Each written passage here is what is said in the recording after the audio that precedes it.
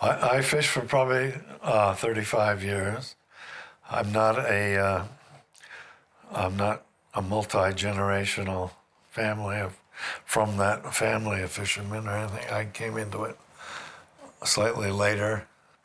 I'm a returnee to Maine uh, from my father's family and was born here and came back and really enjoyed the fact that I was, besides, apart from all the stories you hear, that I was accepted into this little community of friendship and eventually became a fisherman.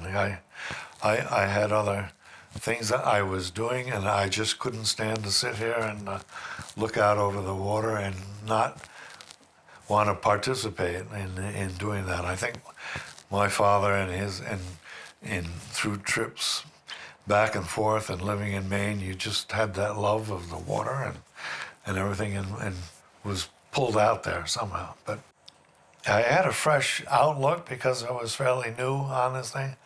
And I with that and with a slightly desire to keep away from not to bother other people who are established, that I was trying different areas to fish in and conscious of different things going on. So I started to fish a little bit further out into what would be expanses of mud or flat bottom where people didn't fish traditionally for lobsters and stuff like that. And I did it at a time in which the changes in the fisheries or the climate or what have you going on, lobsters were expanding out into these new areas, and I did fairly well, partly out of maybe making good decisions and partly just dumb luck, which is always a benefit to fishermen as such. I enjoyed fishing for a number of years, and towards the end of those 35 years, I became more and more increasingly involved in things outside of fishing that pertained to fishing, such as I was involved in ocean planning issues, that I got involved with people at GMRI and things like that, and started to take their marine resources education program, which I kind of say that it was kind of a coming out as such, or coming out of your shell more than anything, as far as engaging with the science community, the environmental people and stuff, because they would have all these people sitting around learning in the same educational process, and you're going out and having a beer with a lawyer from CLF or blah, blah, blah. Things that normally a fisherman would be back away from, or think that, oh, that's not the people I want. I would be going out and having a beer with or something, or having dinner with. I went both shrimping and ground fishing on for a short while. We tried that, but mostly occasionally going shrimping and a little bit of ground fishing and just observed other fisheries going on in and around me and stuff. As far as I used to catch pogies and menhaden, and there'd be a certain amount of bait fishery and stuff going on in town, as well as scalloping and things like that, to a much lesser degree here. But mainly lobster for me, and I never re-rigged my boat for much of anything else, no. I'll start by saying, traditionally, you almost caught up most of the stock of legal lobsters within that previous year, let's say. And there was a lot of question of waiting till they shed or change their shell again, and grew larger in order to start this other next season, the bulk of the next season's catch. And that requires basically waiting till June, July, when that shed happens, that molting, as is maybe more scientific terminology for that. But during the time I fish, it especially during, let's say, that 2012, which was our warmest recorded temperatures in the Gulf of Maine we had for one year there. That shed came almost 5 or 6 weeks early, which is a really big chunk of time there. So that's probably the biggest change that we see. That sense of probably all, whatever 90-something% based on warming the waters.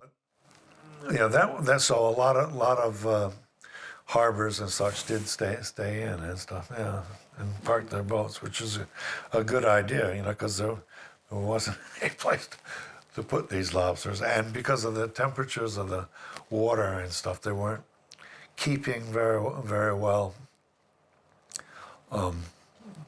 as far as just floating them or just leaving lobsters in a trap and stuff like that. They went.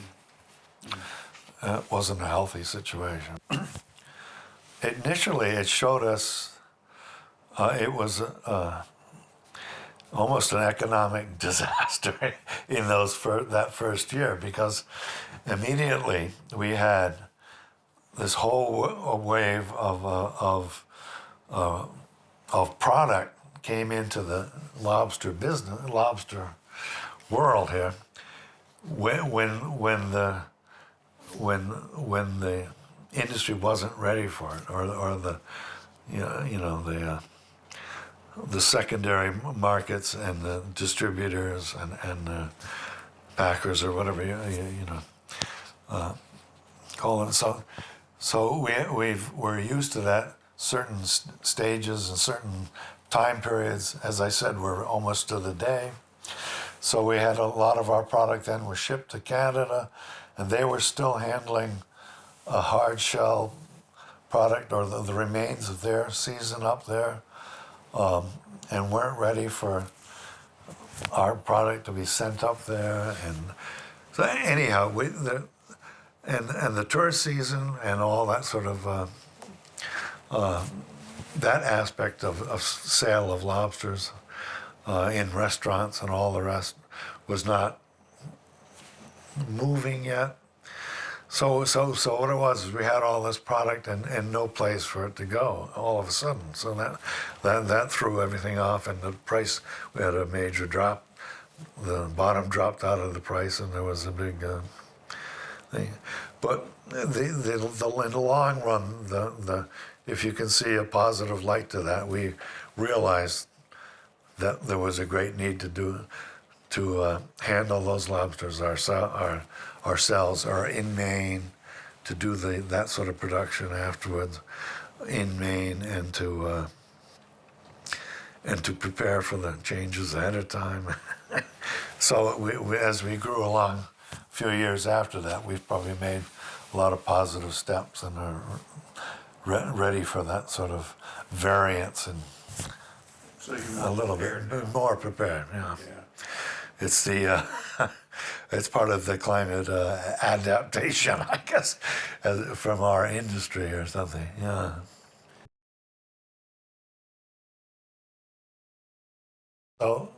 So whereas you might have 1 or 2, 3 fishermen that really fished way offshore 15, 20 years ago, now there's a lot of people that are fishing, 30, 40 miles and beyond offshore into deep water, and they're building all these bigger boats, and which is not necessarily good fuel fuel wise and carbon wise and stuff. And as we've had this, I know you've probably seen the curve of lobster catch going up and up and up. you've got to realize at some point that even if we had the same number of traps, there was kind of an increase of effort going on. So that, and there's a point where that's going to run out of results too. Or and the nature of this, the Gulf of Maine itself is when I was talking. When I was involved in ocean planning, I always said that people don't realize, they think it's the shoreline and then the ocean, but in the Gulf of Maine, it's not. You know, you have Nova Scotia, and we have Cape Cod, and I used to say it was almost like a mother's arms, you know, wrapping around this thing, and so in that thing, in a way, it's limited area. It's not an infinite expanding area to fish in. You know, eventually we've moved. There was this fishing that used to be offshore, and now these inshore fishermen have moved out. But they're going to reach that finite limit eventually, just like when there's a limit to how much effort you can do it. So those things come up, and you know, you're not going to have this increase in the catch anymore. In fact, it's probably, we might very well fall off, you know. That's kind of the prediction, I guess.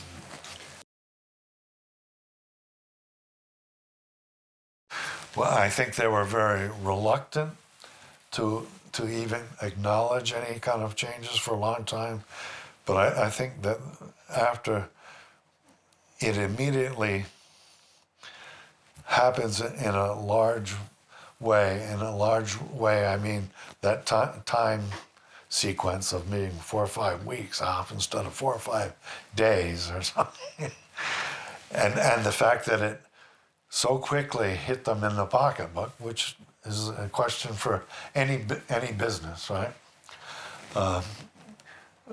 Brought a lot of that change in their thinking, that they may not want to talk about it as climate change, and they may not want to openly even discuss blah blah blah this thing,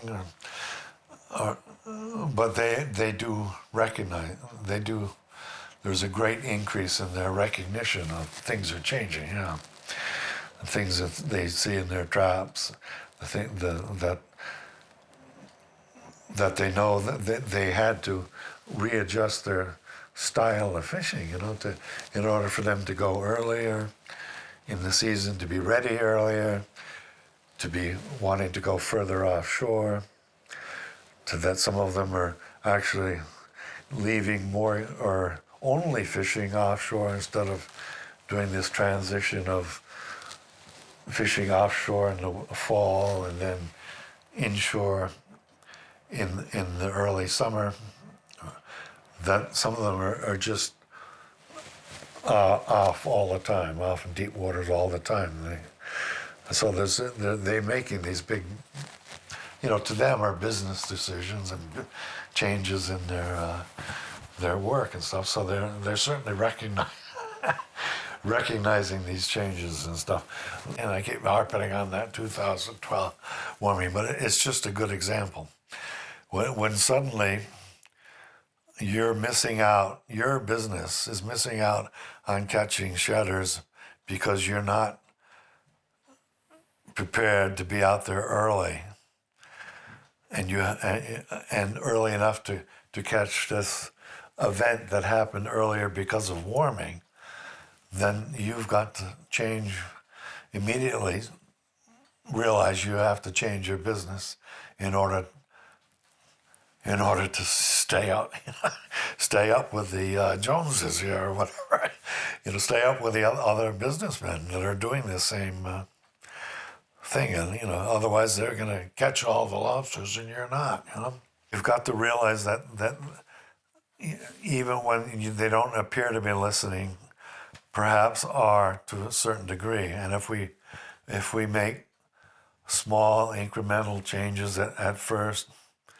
that I think they do recognize some of them.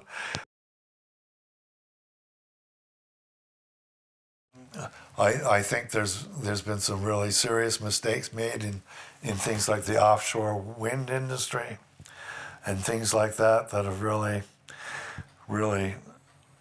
lost made fishermen lose confidence, and they don't see that as being quite as based in reality as it should be. They see it more as subsidized big business thing, and it's always as far as involving them in the actual physical locations out on the water, it's always too late and after the fact, and lip service paid to stakeholder engagement that doesn't really happen till things are well on their way to being reality or being put into place. The whole business of the monument thing they established at the end of the Obama administration and stuff like that left a bad taste in fishermen's mouth, because it was I had personally spent almost 7 or 8 years working on ocean planning things in order to bring people in on these decisions, and then it was all circumvented, that whole process, to establish this 4,000 square mile monument, that kicked fishermen out just by the presidential process of making executive decision or whatever. So this type of things have to be cautious, I think, because it's just everyone kind of sets things back a little ways too. And it's difficult, and it's difficult for me to talk about in a way, because in one sense, you hate to ask people to be, pussyfoot around the fishermen or something, that we're not that we're such fragile things, or something. And we don't necessarily deserve that as such, but the reality is, that this is a big contingent of people that are out there, working every day, and that are. I used to say in other things, we mentioned that op-ed I wrote, but I wrote other things that are, and the beginnings of it, I said the fishermen are the first to see climate change, but are also not going to be the first ones that might be displaced or their lives affected by the efforts to mitigate or to remediate that very same thing. So they've got it from, it's like climate change in this direction, but which am I going to be hurt more by, the efforts to mitigate that or the climate change itself, So, and it's not just the wind energy thing. It's the fuel. What are we? Am I going to have to build an electric boat, or am I going to have to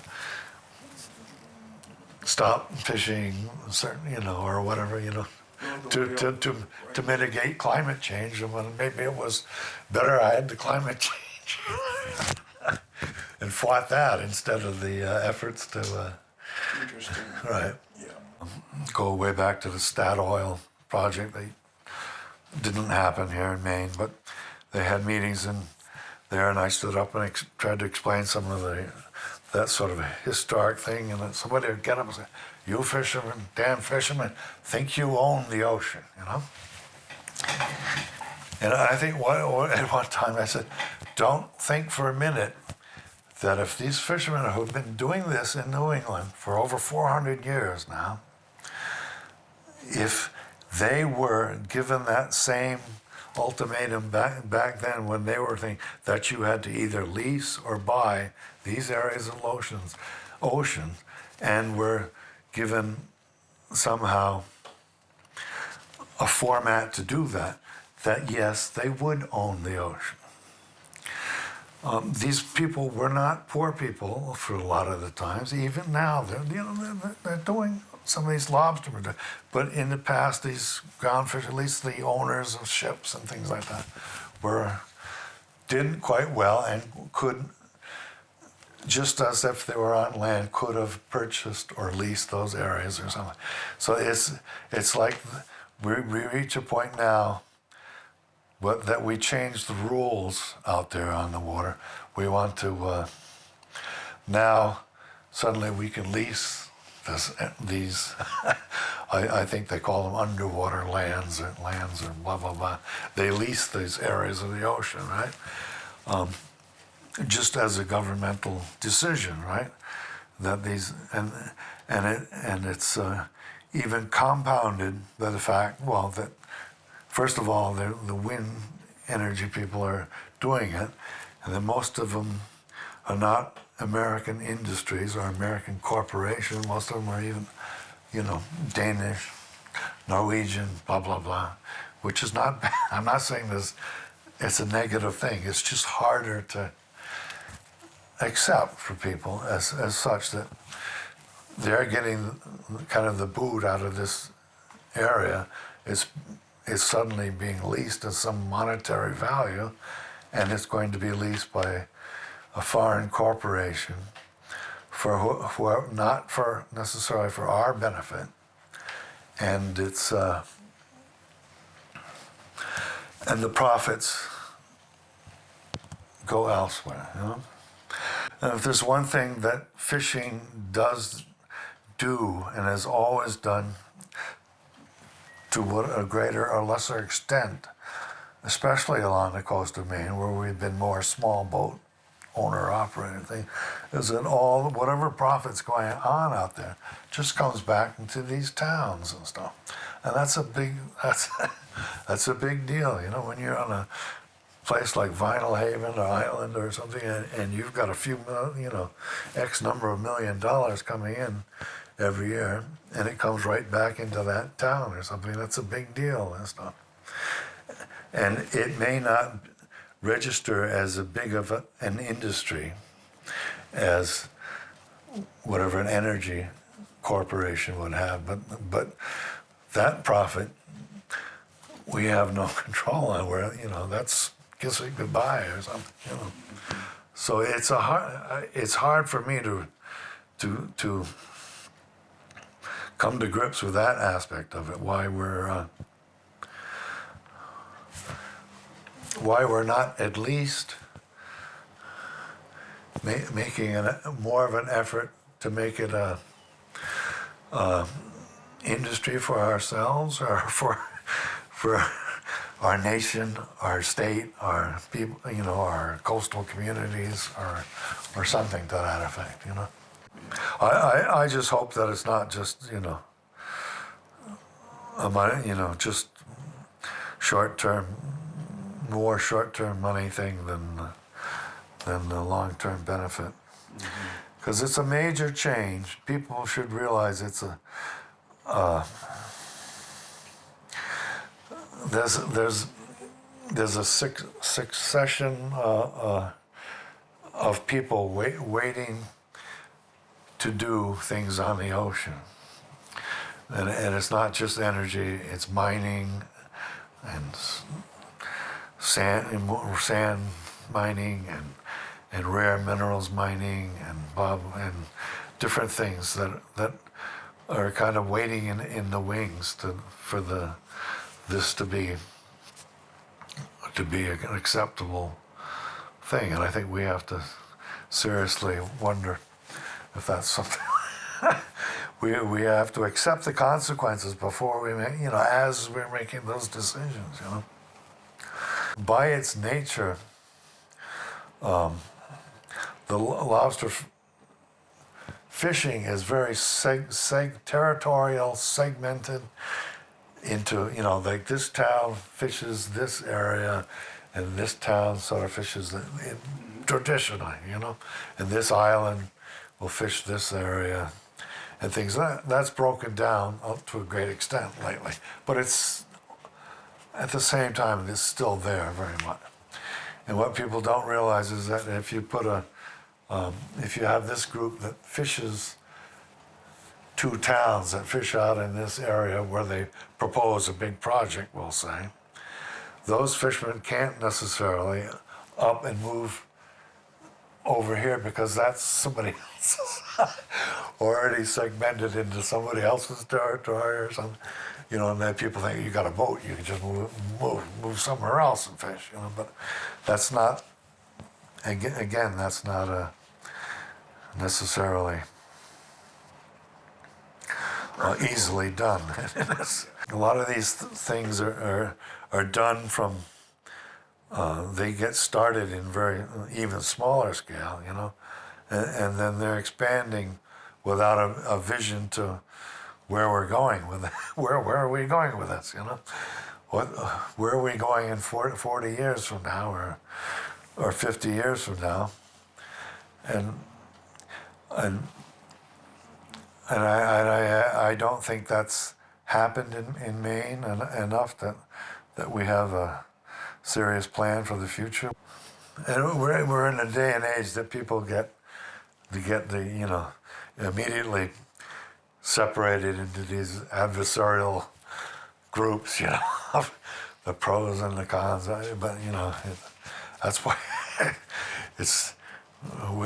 let's have these conversations before we get all we get all crazily divided into being adversaries or something. Would be a lot better, yeah. We've had these years of discussion of every time we read in the Portland Press Herald or Bangor Daily News or something about climate, it was all about fishing or sea level rise or perhaps even the forestry industries or moose or something with these in that direction, and then to not that of using that to be this almost. I felt I did wrote so many things about it and stuff. It was almost like you're using me as a spokesman for this, but then leaving me out or leaving fishing community out when they're the ones who are going to be. They're the ones who has always been purported to be on the front lines of climate change, and now they're sort of left out of that balance, at the end, which is, I think, was pretty sad,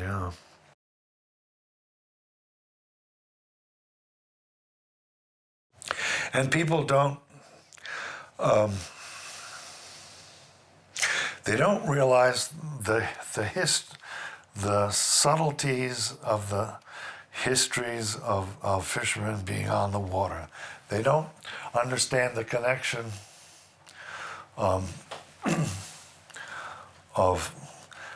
to us, that broad, flat expanse of water that most people see when they look offshore and they look at that is, to us, just like this town, when we have this street and that hill and that school there and the library there, this is just, to us, that's the extension of our lives out there, right? We have this vision and image and perception of all that's underwater, that's going on out there, and it's been a part of that home, the fishermen, just as much as coming inshore and sitting down here in the kitchen.